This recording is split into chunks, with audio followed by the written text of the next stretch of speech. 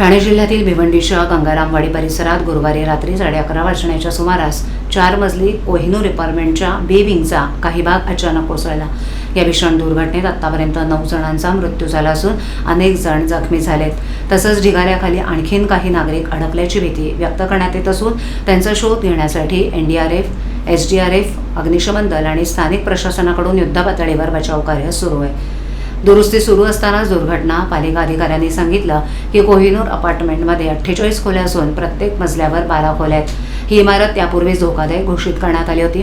दुर्घटनेच्या वेळेस इमारतीच्या दुरुस्तीचं काम सुरू होतं। रात्री 9 वाजल्यापासून इमारतीला तडे जात असल्याचा आवाज येऊ लागल्यानं स्थानिक नागरिकांनी अनेक कुटुंबांना बाहेर काढलं। मात्र काही रहिवासी बाहेर पडत असताना बी विंगचा भाग कोसळला।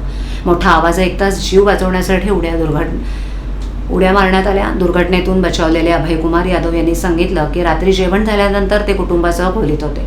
अचानक इमारतीतून मोठा तडतडण्याचा आवाज आला। बाहेर पडण्याचा मार्ग नसल्यानं त्यांनी पहिल्या मजल्यावरून उडी मारली। या घटनेत त्यांच्या पायाला फ्रॅक्चर झाले। यादव यांनी सांगितलं की स्थानिक तरुणानं शिडी आणल्यामुळे अनेकांना सुरक्षित खाली उतरता आलं। त्यावेळेला इमारतीत सुमारे 25 ते 30 जण होते। इमारतीत एकूण 45 खोल्या आहेत। ती शिडी नसती तर अनेकांचे प्राण गेले असते असं त्यांनी सांगितलं। डोळ्यांसमोर इमारत कोसळली। संगीता प्रजापती या दुर्घटनेच्या वेळेला पार्किंग परिसरात होत्या। इमारतीला तडे जात असल्याचा आवाज ऐकताच त्या बाहेर पडल्या। मात्र बाहेर पडत असताना इमारतीचा भाग कोसळला। या दुर्घटनेत त्या जखमी झाल्या। फोन वाजतोय पण उत्तर मिळत नाही। नेहा सिंग यांनी सांगितलं की त्यांचे पती रणजित सिंग दुर्घटनेपूर्वी काही कामासाठी खाली गेले होते। ते गेल्यानंतर अवघ्या 10 मिनिटात इमारत कोसळली।